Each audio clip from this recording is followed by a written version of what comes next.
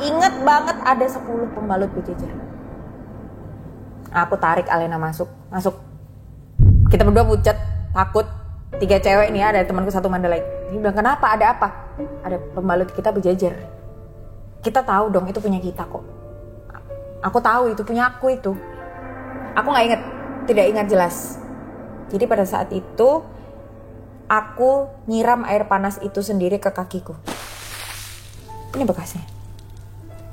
Oh ada? Ada, masih berbekas sampai sekarang. Seumur hidup gak bisa hilang. Ini tuh gosong segini, sampai segini. Ih, banyak banget. Ini. Dua-dua kakinya? Kan sila, duduk begini kita. Diperban, 3 minggu aku di kursi roda, gak bisa jalan, gak bisa napak. Karena kan sini.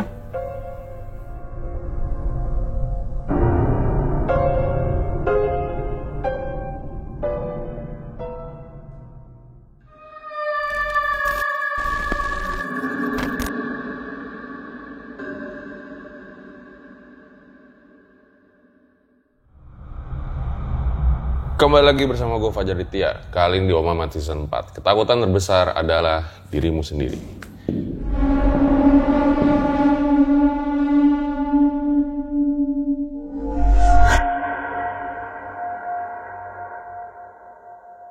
Jadi guys, masih di Surabaya. Kali ini lagi-lagi gue kedatangan tamu spesial nih, Cak Rudi. Halo Cak Rudi. Halo. Selamat malam. Malam. Hari ini mau bawa siapa lagi nih? Hari ini membawa seorang wanita dengan membawa cerita horornya yang terbaik pada saat itu. Yang mana nih? Yang ini, lagi-lagi di samping saya ada Mbak Sela. Oke. Hubungan lu sedekat apa sih sama Sheila? Nggak mau deket. Jangan gitulah. Jadi sama Sela ini sudah aktif sering berhubungan gitu, sering komunikasi, maksudnya begitu, sering berkomunikasi baik salah, tata gitu. bahasanya. Komunikasi apa? Komunikasi ya, kita sering menanyakan kabar gitu, Ya Allah. tetap berhubungan baik lah gitu maksudnya. Fitnah itu dosa. Fitnah itu dosa, dosa itu fitnah. Ya nih jadi guys, ini Kak Sheila ya dulu pernah cerita yang kisah di mall horor. Nah Kak Sheila ini katanya sempat 4 tahun Hampir 4 tahun. Apartemen berhantu ya? Betul. Apartemen murah tapi berhantu. Murah? Yes. Emang berapa? Pokoknya pada saat itu kalau dibandingkan dengan unit-unit lain, dia paling murah per tahunnya. Menurut aku. Nah ini kejadiannya sendiri ya katanya? Ya, saya sendiri. Lihat pakai mata kepala sendiri, jelas saya sendiri. Apa yang dilihat? Aku nggak tahu ya, ini tuh setan atau manusia gila. Karena ini mah dia aku mau ngomong nggak enak ini dia. Karena itu kejadiannya adalah, sorry ya maaf, pembalut bekas aku yang udah aku buang tempat sampah tiba-tiba udah berjejer di lorong. Jadi aku pindah, jadi setelah kejadian di kejadian pertama, kejadian pembalut, aku dari tower 1 aku pindah ke tower 3, masih diganggu, pindah ke tower 2, dan gongnya adalah terakhir itu di tower 2. Abis itu aku memutuskan untuk caps, bener-bener gak mau balik lagi. Oke baik, ditahan dulu Kak Sheila sama Cak Rudi ya. Nah, sebelum dimulai kayak biasa dukung terus konten-konten Hari Jelima dengan cara komen yang banyak di bawah guys. Langsung aja kita mulai nih. Berikut adalah ceritanya.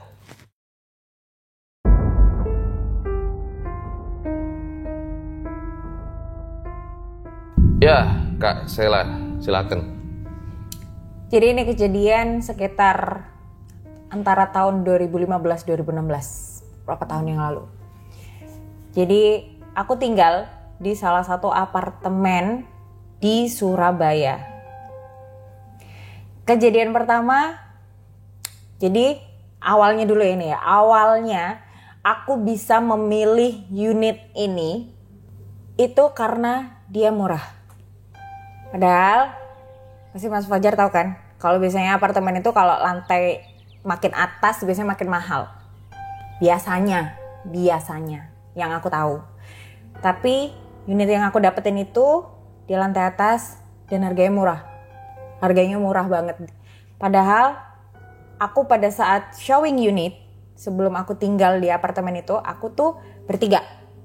Sheila, aku, Alena, dan Vanessa. 3 orang temanku. Pada saat showing unit ini aku tunjukkan beberapa unit. Nggak tahu kenapa sampai aku 3 kali baliknya ke unit itu lagi. Kayak ada sesuatu, kalau kata orang nih ya, ada sesuatu yang bikin aku kayak udah sini aja Sela, udah sini aja gitu loh. Tapi nggak tahu, tapi unitnya bagus. Karena aku putusin ya udah di lantai 15 ini. Di lantai 15. Aku dapatnya dengan harga yang pokoknya beda jauh lah dibandingkan sama unit ini yang lain. 1 bulan, 2 bulan pertama no problems.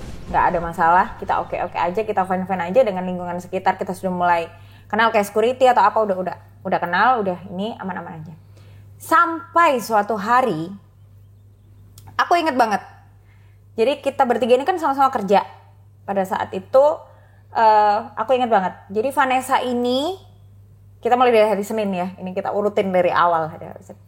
Vanessa ini dia harus kerja keluar kota.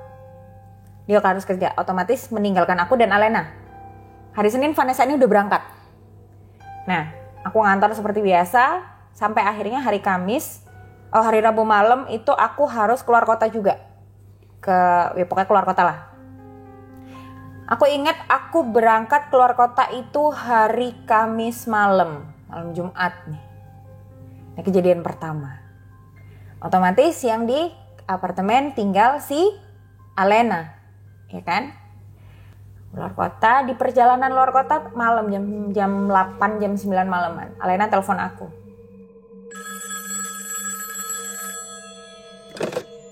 Sela, aku mau pergi makan nih. Kamu ngeganti kunci kamar kita kah? Karena kita 3 ini sama-sama punya kunci sendiri-sendiri. Jadi emang aku minta serep gitu buat kita bertiga, biar gak ngerepotin kalau misalkan ada yang kerja pulang malam atau apa gitu kan. Enggak kok, aku gak ganti, kenapa? Ini gak bisa dikunci dari luar, aku mau beli makan gak bisa. Masa sih? Coba ganti video call. Aku video call. Iya bener, jadi dari luar ya, pintu itu kan ada 2 lubang. Dari luar sama dari dalam. Ketika dicoba dari luar itu kuncinya gak masuk. Oh ya udah deh, bentar aku teleponin brokernya. Aku teleponin marketingnya yang nawarin unit itu gitu kan. Terus akhirnya temanku gak jadi keluar akhirnya. Aku telepon, aku bilang Mas ini gini. Terus dia bilang, iya Mbak, besok Sabtu aku gak bisa. Bisanya Senin. aku bisanya Senin, Jumat aku libur deh gitu. Ini kan Kamis malam nih. Ya udah Senin ya, Senin coba cek. Udah tuh, kelar nih ya. Tapi ini ntar ada hubungan ini dari kejadian lobang kunci yang tidak bisa dimasukin kunci. Udah deh tuh. Udah hari Jumat temanku nggak tahu dia ada apa di kamar. Jumat malam aku udah pulang. Udah nyampe jam 12 malam. Udah nyampe. Tidak ada kejadian apa-apa. Sampai di hari Sabtunya. Malam Minggu nih.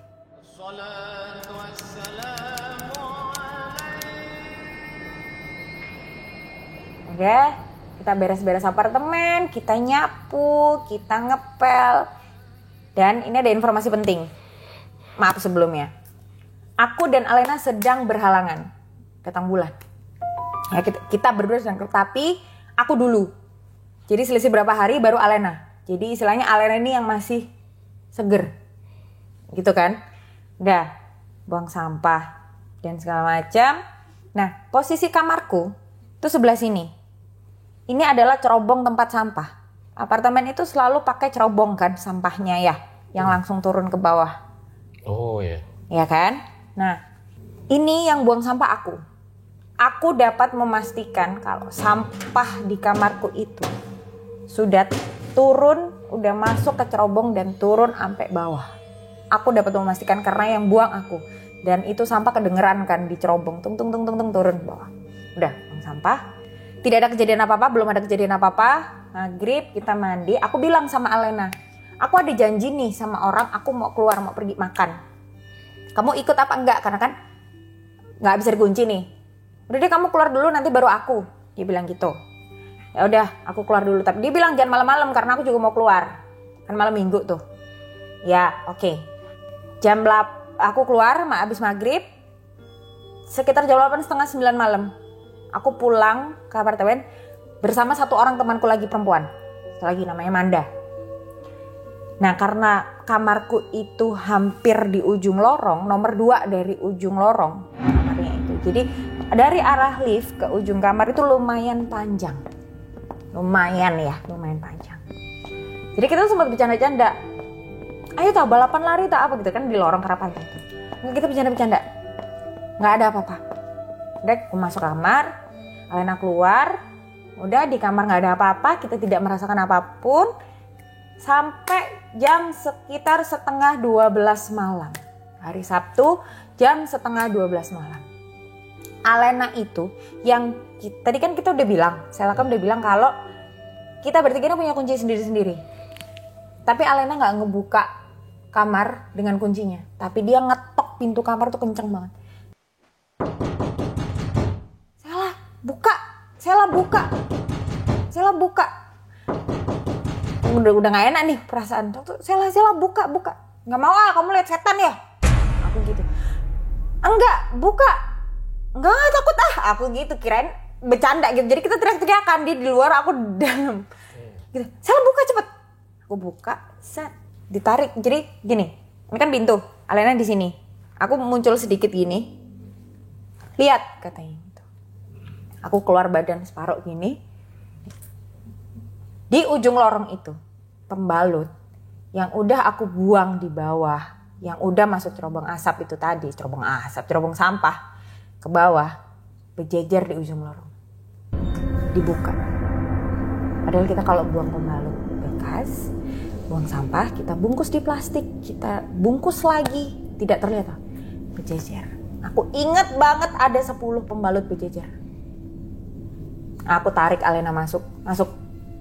Kita berdua pucat, takut. 3 cewek nih, ada temanku 1 Mandalay. Dia bilang, kenapa? Ada apa? Ada pembalut kita berjejer. Kita tahu dong itu punya kita kok. Aku tahu itu punya aku itu.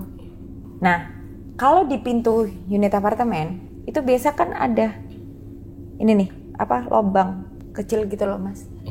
Yang kita bisa lihat gitu. Aku cuman mikir gini, kita tunggu.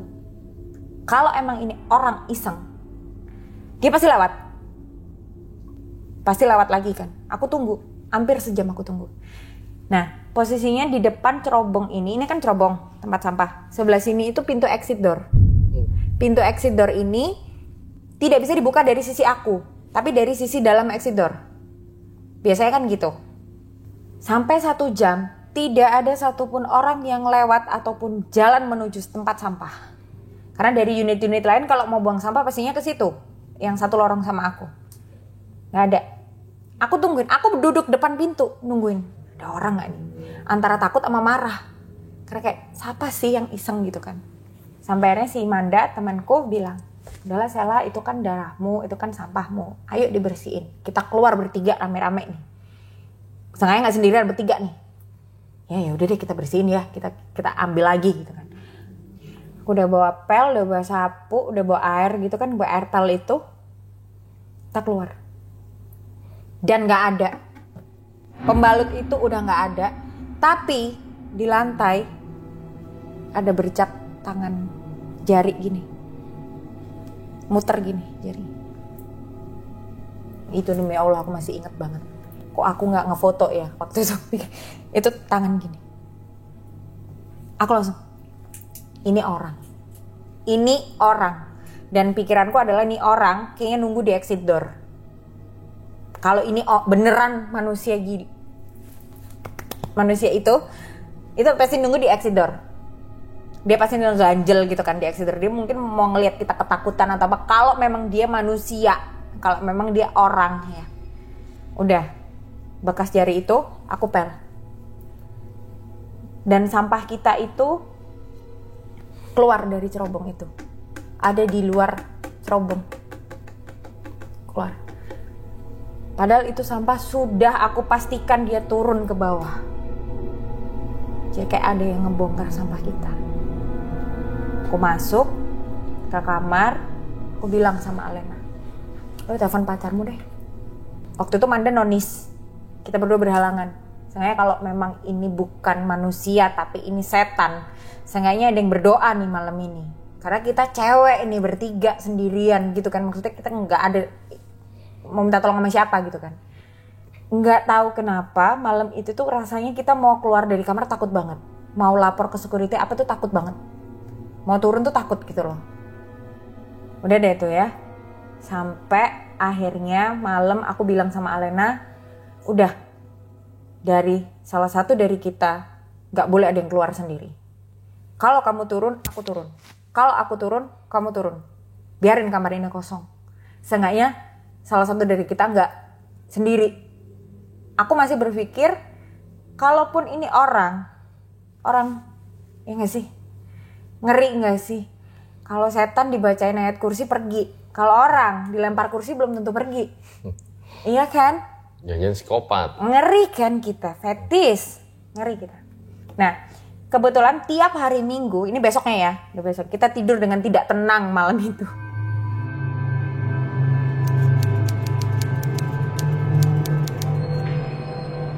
Minggunya, biasa kita ada mbak yang rewang yang suka bersih-bersih datang. Gak tahu kenapa, perasaanku hari Minggu itu aku gini, bongkar yuk kamar ini. Kamar yang mana? Yuk, kamar apartemenku ini. Bongkar yuk, kita beres-beres yuk. Kayak gitu loh. Ya udah, kita cerita sama mbak yang ini, mbak kita tadi malam ada kejadian gini. Yaudah non, kita bantuin ya gitu. Saya bantuin ya katanya gitu. Udah, kalau Mas Fajar tahu biasanya asbes apartemen itu biasanya kan suka ada yang lobang yang ada bisa diangkat gitu loh, lobangnya itu. Nah, di kamarku itu ada 2 lobang yang bisa diangkat atapnya. Asbes ya bahasanya ya. Di atas kitchen, area dapur, dan di kamar mandi. Nggak tahu, aku ini nggak tahu kenapa. Kok kepengen aja ngebuka itu tuh, nggak tahu, kepengen aja gitu. Pas aku buka yang di atas kitchen, aku nemuin baju tidur aku di atap situ. Jadi lo gini. Jadi waktu aku angkat gini, tanganku kan gini, ambil. Ada baju tidurku. Dan di kamar mandi ada underwear. Gini. Mungkin kita nggak notice ya sama barang-barang kecil karena kita bertiga cewek-cewek. Biasanya kalau misalkan pakai kaos atau pakai baju apa kan pakai pakaian gitu kan. Jadi kalau misalkan itu tidak ada di laci atau apa, kita nggak notice karena kita pulang kerja pulang gitu doang. Jadi nggak mungkin barang-barang kecil gitu kita nggak sadar kalau dia tiba-tiba nggak ada di laci atau gimana gitu kan. Udah, terus aku ngomong, nggak, ini orang nggak bener nih. Ini orang nggak bener nih. Malam itu emang bisa dimasukin orang tuh yang atas itu? Jadi gini, ini sepengetahuan aku yang pernah bekerja di building-building seperti itu. Jadi ini maaf kalau salah ya, mungkin ada yang lebih paham. Tapi mungkin ini ilmu sepengetahuanku aja. Jadi untuk atap ini, jadi kayak gini kalau di toilet gini, di atap itu bisa diangkat. Ini tuh nyambung, satu lantai ini nyambung semua. Jadi kalau satu orang masuk bisa. Kayak di film-film itu ya, film barat ya. Nyambung. Nah, udah aku langsung bilang sama Alena, kita nggak boleh tidur di sini malam ini. Kita tidur di hotel berdua karena kita takut kan. Aku masih, kalau si Alena mikir ini setan, kalau aku masih berpikir itu manusia, entah psikopat, fetis atau apa. Udah hari Minggu malam kita tidur di hotel. Senin ya jam 10-an gitu lah ya. Lagi masnya telepon, "Mbak, aku ke unit gini-gini." Ya udah kita ketemuan di unit. Pas dia bawa tukang sama rumahan kunci yang baru. Dia pikir itu rusak, ternyata gini. Jadi pas aku lagi beberes di unit, sebenarnya udah mulai agak tenang karena bisa diganti kuncinya gitu kan. Tiba masnya itu manggil aku. "Mas Yala, sini deh." "Apa mas?" "Ini tuh," kan aku cerita tuh sama dia kejadian hari Sabtu malam. Sama hari Minggu aku nemuin underwear itu tadi. Pas dia sambil ganti kuncinya udah yang baru udah kepasang, otomatis yang lama rumahan kuncinya ditunjukin ke aku kan. "Mbak Sela, sini deh," katanya. "Ini tuh 2 mbak. Kalau nggak dia suka banget sama kamu, atau dia nggak suka sama kamu mbak." "Kenapa mas?" Nih lihat. Jadi Di lubang kunci itu ada yang ngasih lem.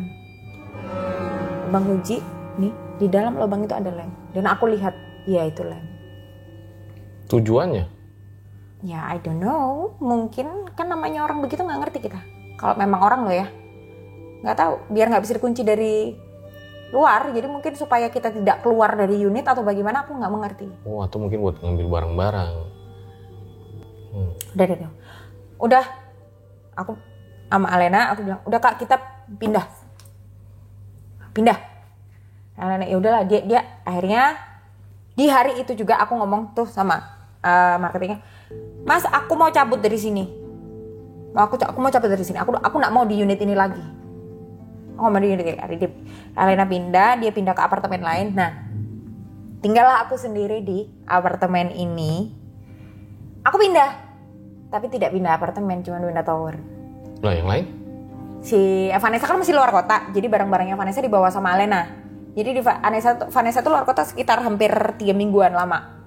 Kalau aku, si Alena dia pindah apartemen. Oh. Kalau aku hanya pindah tower. Ini kan aku tadi di tower 1. Iya. Pindahlah aku ke tower 3. Jadi aku bilang sama marketingnya, aku bilang sama Mas yang bantuin aku ini, aku bilang, Mas barang-barangku urusan, aku kasih unit yang ini, aku mau kerja. Nah, jadi waktu pindahan itu si Masnya ini yang bantuin. Jadi aku pokoknya terima beres gitu, udah ini. Terus ada Mbak yang bantuin ini kan yang beberesin. Di tower 3 ini, teror tidak berhenti sampai di situ. Di tower 3 ini aku dapat unit bagus, pojok, harga masuk akal, lantai tidak terlalu tinggi, tapi lagi-lagi pojok depan exit door. Kalau tadi nomor 2 dari pojok, ini bener-bener pojok ujung, tapi nggak terlalu tinggi. Kali ini aku tinggal sendirian. Nah, 1 bulan, 2 bulan pertama no problems, nggak ada masalah. Masuk bulan ketiga tuh mulai tuh AC tiba-tiba rusak, Magicom tiba-tiba meledak, dispenser hampir kebakar, ada aja pokoknya. Nah, aku ini kan apartemen itu aku buat cuman untuk aku istirahat karena aku pagi kerja, aku pulang tuh malam, aku pagi kerja pulang malam gitu terus kan. Sampai suatu malam, saking capeknya aku, Mas Fajar pernah nggak sih ngerasa capek sampai kayak mau angkat badan, mau ngapa-ngapain tuh berat, ngantuk banget, pernah kan pasti. Nah, aku waktu itu kayak gitu. Jadi pulang itu mataku udah panas, capek banget pokoknya. Aku tuh cuma naruh tas, lepas kaos kaki aja enggak. Aku langsung ke kasur tidur. Dan itu aku ingat, aku pulang itu surup-surup maghrib. Tidur aku. Ketiduran. Nah, kebetulan aku ini adalah tipe orang yang kalau di kamar gak suka lampu terlalu terang, tapi gak suka lampu terlalu gelap. Jadi kayak ada lampu kecil kayak gini, lampu kuning gitu tuh aku suka. Jadi pokoknya gak terlalu terang, gak terlalu gelap. Kebetulan karena aku capek banget, jadi kayak kesirep sama bantal gitu loh. Tidurlah aku. Di tengah tidurku ada yang ngomong gini, Sela, bangun. Sela, bangun. Bangunku itu kayak orang dihantam, kaget. Yang langsung bangun. Terus aku, ya Allah, aku belum ganti baju, belum lepas kaos kaki begitu. Terus akhirnya aku masih berpikir, oh ya mungkin ada yang bangunin aku. Nggak mikir itu apa atau gimana, itu belum berpikir. Masih sempat nyalain lampu, beresin tas, mandi. Ini aku nggak tahu ini kenapa kok aku bisa seberani itu, karena aku kayak nggak mikir, kayak karena kaget itu loh. Mandi, abis mandi udah beres-beres, aku naik lagi ke kasur. Udah deh tuh. Masih itu kejadian pertama di tower 3 di kamar pojok. Udah aku masih nggak ambil pusing sama dia. Tidak ambil pusing.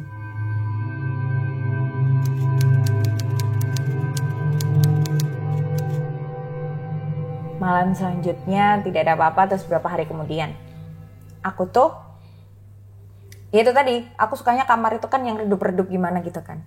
Kadang kalau misalkan aku nggak pakai lampu kecil, aku nyalain lampu TV. TV itu kan terang ya, TV.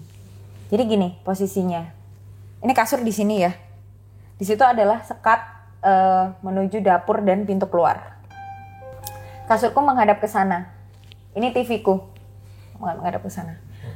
Jadi lagi tidur rebahan gini di kasur main game gini. Aku lihat sosoknya di antara sekat ini tadi. Sekatnya kan aku buka di antara situ. Dia diri di situ, merah. Cewek, merah warnanya. Itu. Tapi aku nggak takut. Gak kabur. Lagian tapi kalau mau kabur gimana? Kan pintunya di belakangnya dia. Bisa apa? Baca doa, tidur. Betul. Iya kan? Karena dia di sini, di sini. Itu kan pintu. Mau kabur ngelewatin dia dong. Iya kan? Takut. Udah deh. Tidur aku. Tidur. Tapi sosoknya kayak gimana jelasnya? Cuma merah Cewek. Doang. Rambutnya panjang, merah warnanya badannya. Nggak ada logo ininya kan, hewannya? Nggak ada. Nggak. Terus? Merah, udah. Dari situ akhirnya aku tahu, oh mungkin nih Mbak yang bangunin aku waktu Sheila bangun, mungkin yang suruh bersih-bersih itu ya. Sheila bangun, mungkin ini, aku nangkepnya mungkin dia. Hari-hari selanjutnya, walaupun aku tahu dia ada di situ sampai akhirnya gini. Aku tuh kalau dia kamar, suka kalau misalkan suka ngelanjutin kerja, aku sambil minum kopi, suka bikin kopi. Ini lucu sih. Jadi pernah suatu malam aku tuh bikin kopi di cangkir kecil gitu kan. Kopi. Bikin kopi udah seperti biasa, setelah bersih-bersih kopi, gelas aku cuci di wastafel kan sebelah sana, wastafelnya kan, kitchen sebelah sana kan. Aku cuci dan segala macam. Sekitar jam 1:30 malam, aku masih ingat, sekitar jam 1:30 malam. Aku kebangun sama suara gelas lagi diaduk pakai sendok, centing. Bikin kopi gimana? Ting gitu kan. Bangun aku cek, enggak, udah dicuci gelasnya. Enggak, udah dicuci gelasnya. Bunyi apa? Balik lagi tidur. Besoknya aku mikir, kira-kira kalau aku bikin kopi atau aku harus bikin kopi 2 ya? Gimana sih gitu kan? Kan menyimpulkan sendiri kan, gak ngerti kan? Gimana ya? Coba deh aku bikin kopi, gelasnya gak aku cuci malam itu. Cukup 1 gelas itu aja, gelas kopiku itu tadi aja. Gak aku cuci. Suaranya gak ada.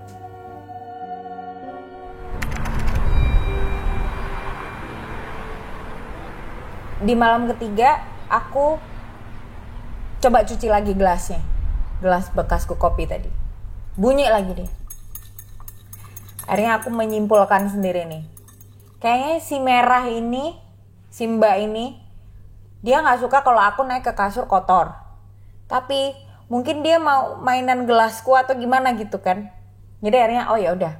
Akhirnya sejak aku ngerti, aku tidak pernah lagi mencuci gelas kotorku. Aku tinggalin 1 pasti, gelas kotorku, supaya dia nggak mainan sendok kalau malam. Si merah nih. Udah. Tadi Mas Fajar nggak, aku ada sebut nama temanku Manda. Nah, temanku Manda itu, dia kan suka tuh sering nginep di apartemenku. Dia kan ada anaknya tuh masih kecil, umur 2,5 tahunan lah. Masih kecil lah, 2 tahun, 2,5 tahunan. Sebelum dia bawa anaknya, dia nginep sendiri sama aku, berdua nih kita. Biasalah, kita ngopi, kita jajan, kita masak-masak seperti biasa. Sampai di malam waktu kita mau tidur, aku bilang sama Manda, sisain gelasnya, gak usah dicuci. Manda ngeyel, aku belum cerita tuh soal si Mbak merah gelas bunyi ini, belum cerita. Enggak enak, risih, cuci aja. Ya udah, biarin cuci kan. Tidurlah, aku tidur dengan tenang malam itu. Besok paginya aku noleh ke temanku, dia nggak tidur, matanya hitam, dia bener-bener melek begini, nggak tidur. Kamu kenapa? Kataku gitu. Kamu kenapa? Aku gak tidur Sela. Kenapa? Aku dipanjer sama mbaknya. Dia nunjuk ke arah yang biasanya si merah muncul. Aku dipanjer diliatin sama mbaknya. Gitu. Ya kan udah aku bilang gelasnya jangan dicuci. Kamu gak cerita Sela katanya gitu. Ya biar kamu merasakan apa yang terjadi apabila gelas itu gelas itu dicuci. Mbak siapa? Mbak merah, si merah. Disebutin dia lihat kayak gimana? Dia lihat, dia katanya, jadi dia kan ini kan kasurku di sini, kan menghadap ke sana kan. Jadi dia tuh tidur di bawahnya, di kasur lipat di bawah gini, di bawah TV. Jadi mbaknya itu berdiri di situ ngeliatin gini, dia panjerin gini. Dia lihat bentuknya, dia ngomong warnanya merah. Aku dipanjerin sama mbaknya Sela, aku nggak bisa tidur Sela. Sejak saat itu kita nggak pernah cuci gelas lagi. Akhirnya si Manda udah tahu kan, teman gue udah tahu, akhirnya udah kebiasaan. Akhirnya kita sudah menjadi biasa dengan kehadiran Mbak Merah ini. Kita sudah biasa, sudah menjadi teman mungkin ya sama kita. Sampai suatu hari Manda bawa anaknya buat nginep di apartemen aku, buat nginep. Anaknya yang masih kecil 2,5 tahun, 2 tahun 2,5 tahun. Kita tidur, jadi aku mengalah. Manda dan anaknya tidur di atas. Aku tidur di kasur lipat di bawah TV.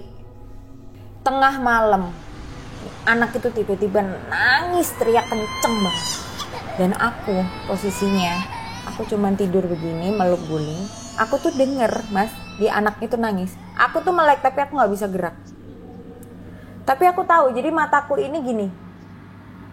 Aku ngelihat si merah ini tuh kayak ngomong sama aku, kayak dia tuh mau main sama anak kecil ini.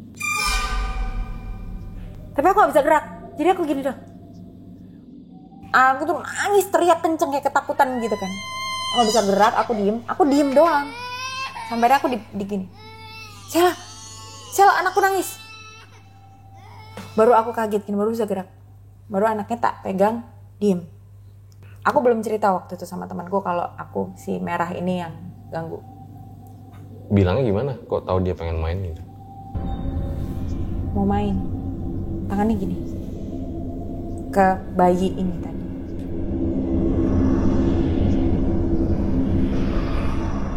Jadi kan aku tidur di sini.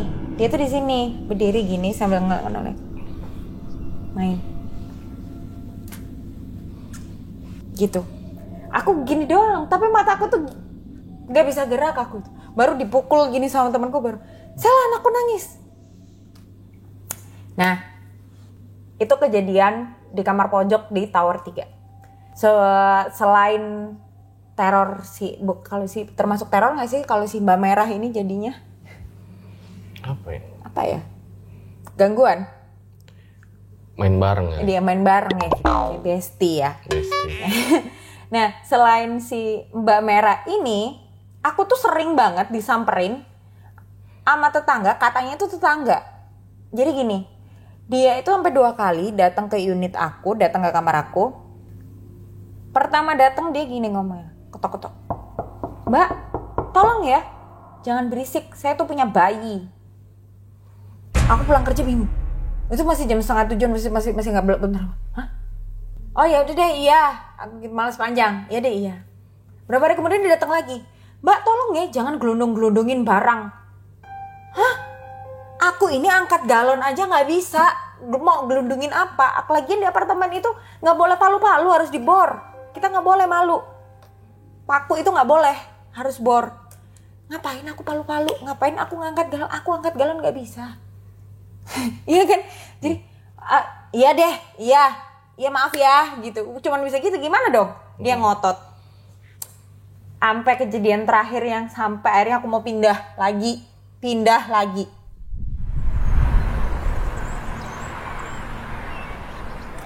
Siang-siang bolong. Hari Minggu, libur kerja. Kamarku kan kamar pojok. Tadi kan aku udah bilang, kalau kamarku ini kamar pojok yang depannya adalah exit door.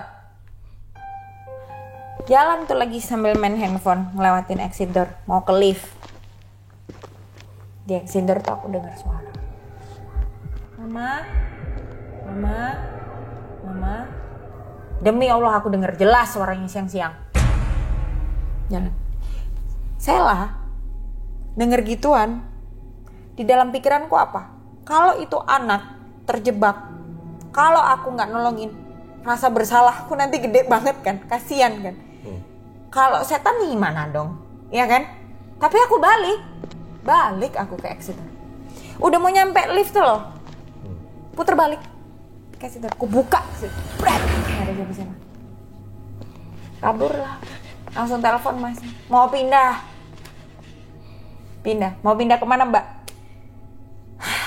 Kita ke tower terakhir, masih nggak kapok nih Sela nih, dari tower 1 ke tower 3, pindah ke tower 2, masih nggak, masih di satu apartemen yang sama. Emang udah nyaman di apartemen itu ya? Enggak juga sih, enggak juga. Karena murah tadi? Enggak juga, juga. Jadi aku setelah dapet yang kedua sama yang ketiga itu normal harganya. Kayak harga pada umumnya aja, normal aja. Tapi karena dekat sama tempat kerja aku, kayak cuman nggak 10 menit.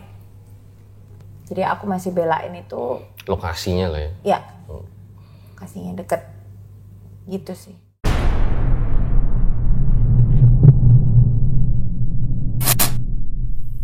Buat kalian yang punya pengalaman horor nyata, bisa kirim cerita kalian ke email rj5 atau DM Instagram rj5.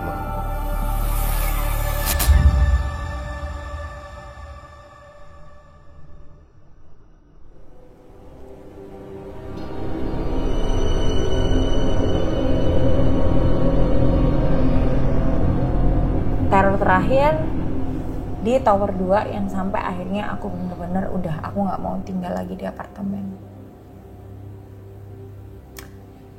Jadi di tower terakhir aku dapat unit, aku nggak mau pojok lagi, sudah masih trauma dengan tower pertama dan tower ketiga, 2 pojok dan pojok. Aku nggak mau pojok, aku mau tengah-tengah dan aku mau dekat dengan lift. Ini sebuah tips buat yang mau tinggal di apartemen, carilah unit yang dekat dengan lift, exit door. Pokoknya dekat sama lift lah. Jadi kalau ada apa-apa tinggal kabur. Maksudnya gitu. Jadi pikiranku gitu, aku mau deket lift aja. Jadi di unit terakhirku ini benar-benar kayak ini lift, ini unitku. Jadi cuman set gitu doang. Dekat. Tidak terlalu tinggi. Harga masuk akal. Dekat sama lift. Nah, udah dengan segala macam trauma, aku nekatkan aku tinggal di situ sendiri. Tapi biasanya si Manda nginep. Atau Alena kadang nginep. Yang dia udah pindah juga kadang masih seperti itu. Aku ingat banget di tower terakhir ini itu Ramadan, Mas. Ramadan masih hari keberapa lah. Dan aku tuh lagi sakit. Pilek, buntu, flu, gitulah ya. Nah, biasanya aku tuh orang kalau lagi buntu atau flu gitu, pilek gitu, suka uap nggak sih? Tahu kan uap air panas biar ambrol. Nggak tahu kenapa itu kejadiannya sebelum jam 2:30 pagi, sebelum sahur, tengah malam lah ya. Aku ngerebus rebusan air yang mendidih, berasap. Niatku adalah uap di meja, ada meja kecil, mejanya itu loh ya, jadi di sebelum kasur itu ada kayak sofa bed gitu kan, aku duduk di sofa situ. Nih kejadiannya cepet banget. Kalau Mas Fajar nanya kronologisnya seperti apa, jujur aku nggak inget. Ini yang gambaran dari yang Manda lihat, karena pada saat itu ada Manda yang lagi nginep. Aku nggak inget, tidak ingat jelas. Jadi pada saat itu aku nyiram air panas itu sendiri ke kakiku. Ini bekasnya. Oh ada? Ada, masih berbekas sampai sekarang. Seumur hidup nggak bisa hilang. Aku nyiram, jadi itu cepat banget kejadiannya.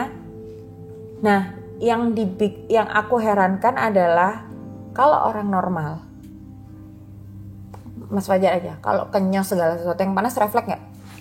Iya. Diri kan pasti atau apa gitu kan, atau apa gitu kan. Aku enggak. Jadi waktu kesiram itu aku cuma ngeliatin kakiku. Jadi aku tuh duduk sila gini. Jadi ini kan makanya bentuk lukanya kan sila gini kan. Aku sila, aku diem. Ini tuh asap, air mendidih. Ini asap. Aku diem. Setelah sekian detik, baru aku teriak. Aku teriak, siram air dingin, mana? Baru dibawa ke rumah sakit.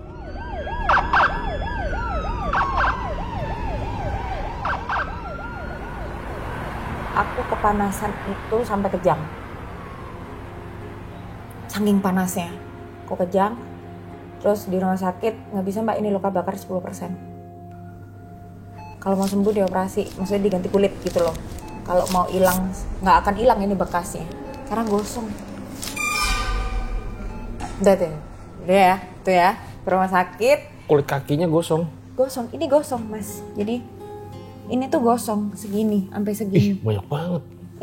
Ini. Dua-dua kakinya. Kan sila, duduk begini kita. Diperban 3 minggu aku di kursi roda, nggak bisa jalan, nggak bisa napak karena kan sini luka bakar. Yang minggu aku duduk di kursi roda, nggak bisa jalan sama sekali. Dan Gara-gara hantu tuh. belum tahu, ini belum sampai ke situ.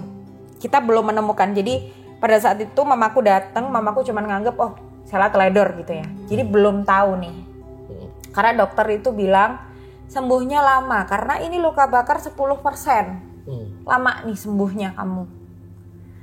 Tapi sampai akhirnya aku nggak mau tidur di kamarku. Takut.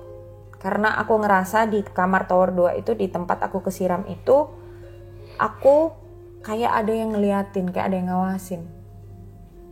Nah, akhirnya adik aku sama teman aku memutuskan untuk nginep ngebantuin aku karena kan aku di kursi roda, bahkan aku mandi atau apa itu tuh nggak bisa, harus ada yang bantuin gitu loh. Nah itu kan sila gini ya, jadi ini tuh sampai sini loh, sampai bagian dalam sini bekasnya masih ada. Terus suatu malam akhirnya yang tidur di kamarku, di kamar utama adalah di tower 2 ini 2 bed, 2 kamar. Tidur di kamar utama di tempat aku kesiram itu adalah adik aku. Suatu malam karena aku tidur di ruang tamu, jadi yang nemenin aku tidur di ruang tamu itu temanku. Jadi ada temanku si Manda itu yang bantuin aku kalau aku mandi dan segala macamnya itu kan. Jadi aku tidur di sofa di depan TV, adikku di kamar. Suatu malam adikku teriak-teriak, kakak, dia gitu kan. Aku masih nonton TV, masih main handphone, masih nonton TV. Apa sih? Aku gitu kan. Kamu ngapain intip-intip? Hah? Ya Allah, orang berdiri aja harus butuh bantuan. Berdiri aja aku ini butuh bantuan gitu loh. Ngapain aku ngintip-ngintip pintu kamar gitu kan. Jadi adikku langsung keluar, dia bilang, aku tuh lihat kamu, kepalamu ngintip di pintu gini 2 kali. Muncul gini. Aku ini lagi tiduran di sofa. Berdiri aja butuh bantuan, gak bisa. Secepat itu tuh aku tidak bisa. Udah, malam itu adikku, aku gak mau tidur di kamar. Ini kita bikin kemah di depan TV. Udah. Terus, itu yang adikku. Udah, akhirnya mamahku gini, Kak pulang aja deh kak. Pulang, coba pulang. Nah, dari kejadian itu mungkin perasaan mamah ya. Kak pulang deh, pulang. Coba. Nah, kita datang ke kayak ustadz gitulah ya. Terus kan itu lagi puasa ya, Ramadan, mau lebaran gitu kan. Kita datang ke kayak mau ruqyah gitulah ya kita. Mungkin mamaku nih takut aku kenapa gitu kan. Dan ternyata benar. Ternyata makhluk yang ada di tower 2 itu, jadi gini, dari kejadian tower 1, tower 3 dan tower 2, kayak hole-nya, lobangnya itu ada di tower 2. Jadi parahnya itu di situ, sampai akhirnya mereka yang tidak terlihat ini mau menyakiti aku. Mau ngebuat aku sama seperti mereka. Maksudnya lubang gimana? Lubang dimensi lain, lubang kejahatannya itu di situ. Pokoknya gitulah, tempat itu tuh kayak sumbernya itu di situ. Kayak gitu. Jadi ternyata setelah, ya ini kan menurut mereka ya, menurut mereka boleh percaya boleh enggak, menurut mereka pada saat aku menumpahkan air panas itu ke kakiku sendiri itu aku lagi kerasukan. Makanya aku nggak inget. Sampai sekarang aku nggak inget detailnya itu seperti apa. Tapi aku inget baskom yang aku pakai warnanya pink. Gitu. Tapi aku Ada Hello Kitty nggak ada? enggak. Tapi nggak inget detail kayak gimana. Ditanya berkali-kali sama mama aku nggak bisa jawab, nggak tahu, nggak inget. Cepet banget soalnya. Udah, besarnya sih Pak Ustadz dan segala macam itu bilang, tenang aja Sela, kamu 3 minggu sembuh kok, bisa jalan. Lebaran kamu bisa jalan. Masa sih Pak? Bisa. Udah kamu banyak-banyak doa, gini. Terus akhirnya sama mama kamarnya dibersihin dulu lah, misalnya didoain ada apa gitu kan kamarnya. Sebelum akhirnya aku memutuskan benar-benar keluar. Nah, terus udah aku habis ruqyah dan segala macam, aku masih sempat balik, belum benar-benar pulang, tapi udah ruqyah dan segala macam, udah didoain tempatnya itu, aku masih tinggal sama adikku sama temanku. Ini kejadiannya pada saat itu aku sudah bisa napak, udah bisa berdiri, udah bisa diri, udah bisa napak, udah bisa duduk di bawah kayak deprok gitu, udah bisa. Kayak di angkringan ya? Iya, udah bisa. Sebelumnya cuma rebahan doang. Karena ditekuk gini tuh sakit Mas Yan. Karena napak aja gak bisa. Nah, udah bisa duduk. Jadi, ceritanya, aku lagi nonton TV. Dan aku duduk di bawah, karena sudah bisa duduk di bawah. Ya, emang cepat, penyembuhanku cepat banget. Dokter aja bilang sembuhku tuh bakal lama. Tapi setelah aku ruqyah dan segala macam tuh aku benar-benar bisa berdiri, bisa jalan. Bahkan sudah bisa ke kamar mandi sendiri, yang sebelumnya harus dibantuin. Harus duduk begini. Aku duduk di bawah sofa, jadi kan sofa karpet gitu, duduk di bawah gitu kan, lagi nonton TV, lagi gini-gini TV, gini-gini TV di telinga aku. Maghrib. Aku lupa waktu itu adikku kemana, yang jelas temanku lagi tidur di kamarnya. Udah, biarin. Jadian terakhir sebelum aku keluar, Manda datang sama anaknya. Anaknya itu 1 jengkal pun gak mau masuk ke kamarku. Dia bilang, anak kecil, dia bilang, gak mau ada momok. Momok? Momok setan, hantu. Momok yang WhatsApp? Bukan itu. Jadi anak kecil kalau di Jawa ini, di Jawa gini anak kecil kalau nyebut setan itu momo. Oh, karena ada juga hantu momo. Iya tahu yang di WhatsApp itu kan? Ya bukan. Nggak mau masuk ada momo dia. Yang dilihat gimana? Katanya kepalanya gini-gini. Waktu aku tanya, lihat apa dek? Kayak gimana? Kepalanya gini-gini. Anak kecil. Kayak ini ya, boneka kucing itu ya. Tangannya kalau itu. Iya. Nah, itu kita udah mau beres-beres, itu udah proses aku mau pindah, mau keluar dari situ. Terakhir aku udah mulai bisa berdiri, bisa jalan sendiri. Cepet banget pokoknya dari awal Ramadan sampai mau Lebaran itu hampir sebulanan ya itu ya. Padahal dokter bilang lama. Itu aku berdiri sama Manda dan ada temanku ini, kita lagi ngobrol, temanku tuh lagi duduk di sofa sini, ini kan TV. So aku tuh lagi diriin. Itu terakhir ya. Kita berempat bebarengan noleh ke arah yang sama, noleh ke situ. Kita lihat ada anak kecil lompat. Itu nggak cuma aku yang lihat, mereka bertiga juga bareng. Kita nolehnya itu bareng, jadi kayak Di kasur? enggak, di sebelah TV kayak ada yang lompat gitu, anak kecil. Udah terus udah Sela, ayo kita pindah dari sini. Udah terakhir setelah aku ada disiram dan segala macam, aku ini tuh aku beneran pindah, nggak mau lagi. Terima kasih, aku sudah tidak mau lagi ada di situ. Sampai sekarang kalau misalkan kadang-kadang aku lewat itu kayak Tapi ini parah juga ya, sampai nyebabin luka kena air panas ya. Katanya orang mereka itulah yang orang pintar minum tolak angin itu sosok Ya cewek, kakinya, pincang. Di kamar itu. Yes. Setelah aku sempet meminta salah satu temanku yang gitulah ya, yang mata tipis gitulah ya, aku bilang. Di situ dia bilang, ini menurut dia ya, ada si cewek ini yang kakinya itu ada kepala doang dan ada nenek-nenek dan satu anak kecil. Ya, semoga inilah. Untungnya tapi udah sembuh ya sampai hari ini ya, paling bekasnya aja. Bekasnya nggak bisa hilang kalau bekasnya. Ya, ini ngeri banget guys. Kalau dulu saudara gua pernah Kak. Jadi setrika panas ke muka Ya tuh Allah. jadi berbekas. Itu dia nggak sadar juga. Enggak, dia mau PA emang.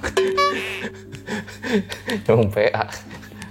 Gitu. Ya udah, nanti bakal banyak pertanyaan di closing.